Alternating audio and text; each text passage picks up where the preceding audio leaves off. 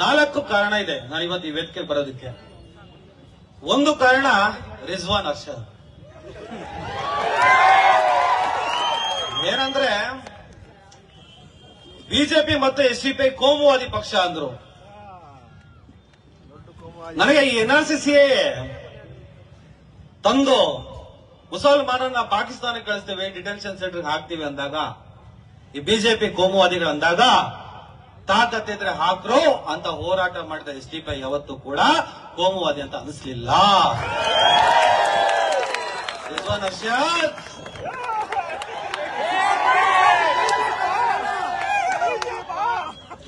ಇನ್ ಎರಡನೇ ರೀಸನ್ ನಮ್ಮ ಜಮೀರ್ ಅಹ್ಮದ್ ಖಾನ್ ಸಾಹೇಬ್ರು ಬಂದ್ರು ಇವತ್ತು.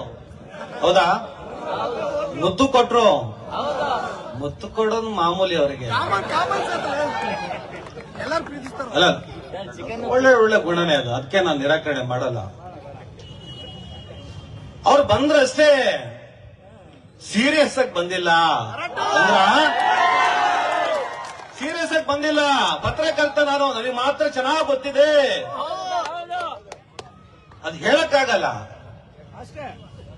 ಸಂಪರ್ಕ ಬಹಳ ವಿಸ್ತಾರವಾಗಿರುತ್ತೆ. ಸೀರಿಯಸ್ ಆಗಿ ಬಂದಿಲ್ಲ, ಸೀರಿಯಸ್ ಆಗ್ಬೇಡಿ.